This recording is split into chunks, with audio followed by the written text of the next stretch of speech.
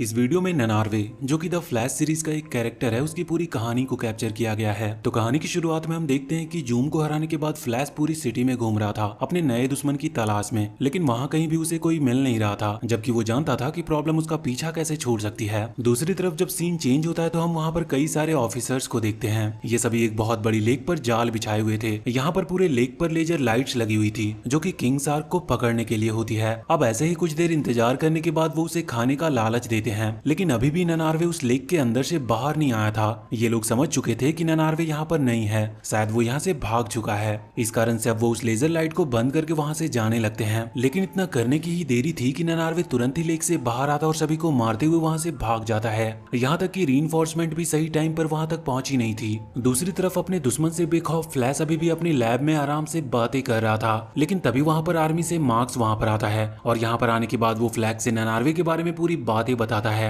और इसके बाद जब वो ननार्वे की बॉडी पर लगा ट्रैकर चेक करते हैं तो उन्हें पता चलता है कि ननार्वे ने तो वो ट्रैकर ऑलरेडी तोड़ दिया है और ये उसने सिटी के बीच में किया था और ये वही जगह थी जहाँ पर फ्लैश का घर और लैब होता है। साथ ही वो बताते हैं कि उन्हें इन्फॉर्मेशन मिली है कि ननार्वे फ्लैश को खत्म करना चाहता है। वो बताते हैं कि ननार्वे बहुत पावरफुल है, यहाँ तक कि मशीन्स भी उसका कुछ बिगाड़ नहीं सकती। लेकिन अब फ्लैश कहता है कि मुझे उससे डरने की जरूरत नहीं, मैंने तो एक्वामैन के दुश्मन तक को हराया है, तो इसे भी मैं हरा ही दूंगा। अब इसके बाद वो ननार्वे की और जानकारी के लिए विल से पूछता है, जिसके बाद डॉक्टर विल उसे बताता है कि असल में ननार्वे एक मरीन लैब में काम करता था और उसका असली नाम से है और एक पार्टिकल एक्सेलरेटर के चलते उसके ब्लड में किसी प्रकार के चेंजेस आए, उसी की वजह से वो एक शार्क में कन्वर्ट हो गया और इसके बाद उसने जूम की आर्मी ज्वाइन की जहां उसे किंग ऑफ शार्क की पोजीशन मिली और अब वो जूम के खातिर फ्लैश को खत्म करना चाहता है। लेकिन विल उसे ये भी बताता है कि वो बहुत ज्यादा देर तक सांस नहीं ले सकता, उसे कुछ देर तक बाहर रहने के बाद वापस से पानी के अंदर जाना होता है। तो ये चीज सुनते ही फ्लैश विल से कहता है कि किसी भी तरह उसकी लोकेशन का पता लगाओ और उसके बाद वो मार्क से कहता है कि आर्मी के साथ मिलकर एक एम्बुश तैयार करो,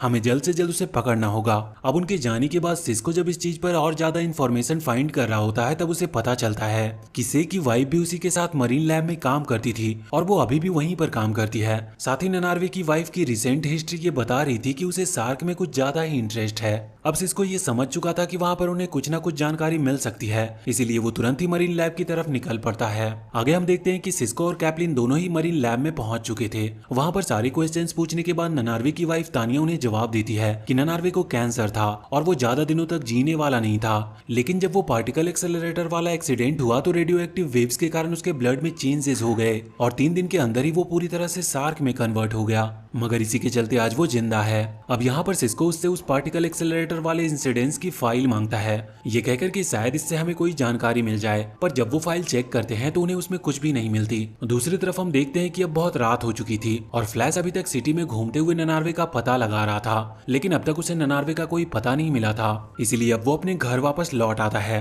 वहीं दूसरी तरफ हम देखते हैं कि आर्मी वाले जब एक जगह पर नजर बनाए हुए थे तभी ननार्वे वहां पर आता है और यहाँ पर कोई भी उनकी मदद करने के लिए आ नहीं पाता और ननार्वे उन सभी को मार देता है। इसके बाद ये सीन चेंज होता है और हम देखते हैं कि फ्लैश अभी अपने भाई के कॉलेज प्रोजेक्ट में उसकी मदद कर रहा था, तभी वहाँ पर ननार्वे अटैक कर देता है, लेकिन उसको फ्लैश की असली आइडेंटिटी पता नहीं थी और यहाँ पर फ्लैश अभी अपने नॉर्मल कपड़ों में था, इस कारण से ननार्वे उसे ढूंढ नहीं पाता। पर तभी हम देखते हैं कि बैरी यानी कि फ्लैश तुरंत ही अपने कपड़े चेंज करके स्ट्रीट की तरफ लौट आता है, जिससे कि ननार्वे भी वहाँ पर आता है और यहाँ पर हम देखते हैं कि ननार्वे कह रहा था कि जूम तुम्हें खत्म करना चाहता था और उसकी ये इच्छा अब मैं पूरी करूंगा। वैसे हम देखते हैं कि फ्लैश यहाँ पर ननार्वे का मजाक उड़ा रहा था और वो उसके आसपास घूमने लगा था, लेकिन ननार्वे को इस बात पर गुस्सा आता और वो फ्लैश को बहुत ताकत से एक पंच मारता है, जिस वजह से फ्लैश दूर जाकर गिरा था। यहाँ ननार्वे उसे खत्म करने के लिए आगे बढ़ता है, लेकिन तभी फोर्सेस कोई लोग वहाँ पर आ जाते हैं, जिसके बाद ननार्वे वहाँ से लौट जाता है। अब अगले सीन में हम लैब के अंदर आते हैं जहाँ पर कैप्लिन बता रही थी कि सभी शार्क के अंदर एक खास तरह की एबिलिटी होती है जिस कारण से वो आसानी से इलेक्ट्रिक फील्ड का पता लगा सकते हैं और इस टाइप की इलेक्ट्रिसिटी फ्लैश के अंदर तेज भागने के कारण पैदा होती थी और इसी कारण से ननार्वे को फ्लैश के घर का पता लगा था। अब इस चीज को समझते हुए और थोड़ा सोचने के बाद एक पूरा फुल प्रूफ प्लान बनाया जाता है और यहाँ पर आर्मी और फ्लैश दोनों ही साथ में मिलकर काम कर रहे थे। हम देखते हैं कि उन्होंने फ्लैश का एक क्लोन तैयार किया था सिर्फ और सिर्फ ननार्वे को बेवकूफ बनाने के लिए। यहाँ पर पानी के ऊपर वो उसी डमी फ्लैश को खड़ा कर देते हैं और हम देखते हैं कि ननार्वे इस जाल में फंसते हुए उस डमी को पानी के नीचे ले आता है। अब इन लोगों को अपना प्लान कामयाब होते हुए दिख रहा था, लेकिन अचानक से ननार्वे डमी को छोड़ देता है और डमी फिर से ऊपर आ जाती है। ये लोग समझ जाते हैं कि शायद ननार्वे को पता चल चुका है। अब इसके बाद वो लोग कुछ सोच पाते हैं, इससे पहले ही ननार्वे पानी के अंदर से बाहर आ जाता है। यहाँ पर सोल्जर अपनी गन्स का यूज कर रहे थे, लेकिन उसकी स्किन इतनी ज्यादा हार्ड थी कि उस पर उनकी की गोलियों का कोई फर्क नहीं पड़ रहा था। फ्लैश जानता था कि ननार्वे उसी के पीछे आएगा, इस कारण से वो पानी के ऊपर भागने लगता है। अब जैसे फ्लैश ने सोचा था वैसा ही होता है, ननार्वे उसका पीछा कर रहा था और हम देखते हैं कि फ्लैश पानी में गोल गोल घूमना स्टार्ट कर देता है और ऐसा वो ननार्वे के आसपास कर रहा था। इसकी वजह से पानी के अंदर एक बहुत बड़ा वर्ल पूल क्रिएट हो जाता है और साथ ही फ्लैश इतनी तेजी से घूम रहा था कि वहाँ पर इलेक्ट्रिसिटी जनरेट होना स्टार्ट हो जाती है और इस इलेक्ट्रिसिटी का यूज फ्लैश ननार्वे पर करता है, जिस वजह से यहाँ पर ननार्वे को इंटरनली बहुत ज्यादा डैमेज पहुंच चुकी थी। और इसके बाद मार्क्स के लोग ननार्वे को कैप्चर कर लेते हैं। यहाँ पर फ्लैश को बताया जाता है कि ननार्वे को पकड़कर एक एक्वेरियम में रखा जाएगा, जहाँ पर उसी की वाइफ तानिया उसके ऊपर रिसर्च करेगी, जिससे पता चल सके कि उसे ठीक कैसे करना है या फिर शायद उन्हें इस चीज से कोई और नई जानकारी मिल सकती है। हम देखते हैं कि सिस्को अभी भी ऐसे एंटीडोट पर काम कर रहा था जो कि सामने वाले की पावर को कम कर सके और फाइनली वो इस चीज में कामयाब हो जाता है। उसने एक ऐसी दवाई बना ली थी जिसके जरिए वो ननार्वे की पावर को कम कर सकते थे, इससे खतरा तो खत्म हो जाता। लेकिन ये दवाई बनाने के बाद कैप्लिन कह रही थी कि हम इसे डायरेक्ट यूज नहीं कर सकते, इसके लिए हमें इसे पहले चेक करना होगा।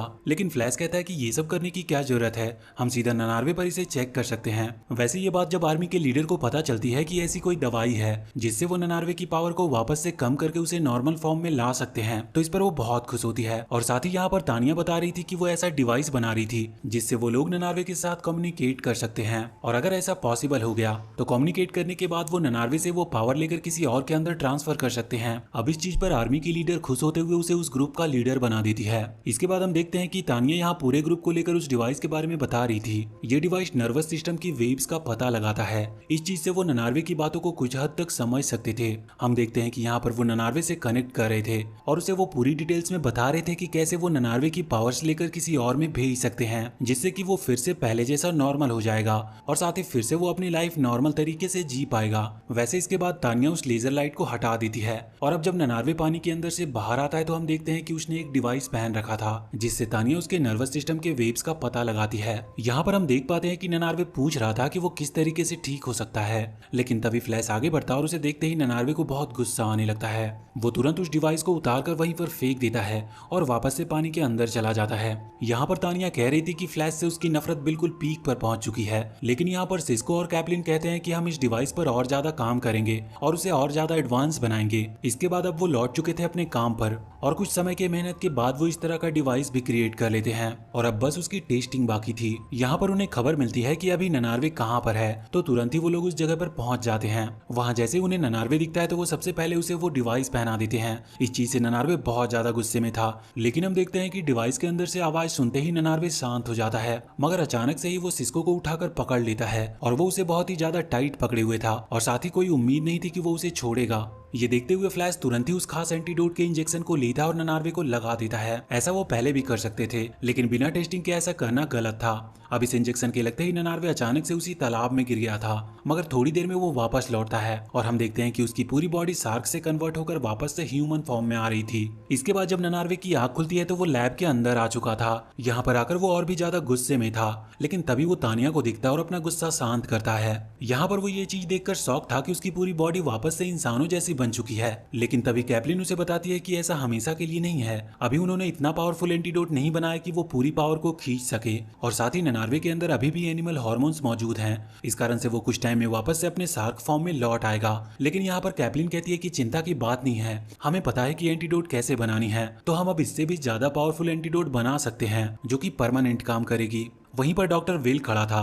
वो ननार्वे से पूछता है कि क्या तुम्हें अपने किए गए काम याद है, जिस पर ननार्वे कहता है कि मुझे कुछ भी याद नहीं, बस मुझे हल्की फुल्की सी झलक दिखाई देती है, लेकिन फिर भी मैं जानता हूँ कि मैंने कोई अच्छा काम तो किया नहीं होगा, इसीलिए मैं अपने हर गुनाह की सजा कबूल करता हूँ। इसके बाद विल उससे पूछता है कि तुम वहां से भागे क्यों, जबकि हम तो तुम्हें कुछ नहीं कर रहे थे, बस हम तुमसे बात करना चाहते थे। इस पर ननार्वे कहता है कि मुझे कुछ नहीं पता, मुझे लग रहा था जैसे मैं खुद के कंट्रोल में नहीं हूँ। अब वो कहते हैं कि जल्द से जल्द दवाई बनाकर हमें इसे दे देनी चाहिए जिससे ये फिर से नॉर्मल हो सके, और इतना कहकर अब वो वहां से चला जाता है। मगर तभी सिस्को और कैप्लिन उसके पास आकर कहते हैं कि तुम्हें उस एंटीडोट देकर गलती की, क्योंकि ऐसे बिना चेक किए हुए एंटीडोट किसी को देना गलत है। मगर यहाँ पर फ्लैश कह रहा था कि उसने ये सब सिस्को को बचाने के लिए किया था। अगले सीन में हम देखते हैं कि सिस्को और कैप्लिन बात कर रहे थे। यहाँ पर वो लोग उस कम्युनिकेशन डिवाइस के बारे में बात कर रहे थे जिसका यूज तानिया ने किया था। कैप्लिन बता रही थी कि वो डिवाइस खराब नहीं है, बल्कि कोई अननोन पावर उसे रोक रही थी और उसके सभी वेव्स को कंट्रोल कर रही थी। अब तभी वहाँ पर फ्लैश आता और हम देखते हैं कि वो अपनी गलती के लिए माफी मांग रहा था, लेकिन यहाँ पर सिस्को उसकी कोई भी बात का जवाब न देते हुए उसे पंच करता है और उस पर अपनी पावर का इस्तेमाल करता है। और फ्लैश अब सिस्को के पीछे जा रहा था, मगर यहाँ पर इसी बीच कैप्लिन उस डिवाइस को लेकर वहाँ से निकल जाती है। और जब फ्लैश वहाँ पर जाता है तो वो देखता है कि कैप्लिन वो डिवाइस किसी गोरिल्ला को दे रही थी। वहाँ जैसे ही फ्लैश पहुंचता है तो कैप्लिन भी उस पर अपनी आइस पावर से अटैक करती है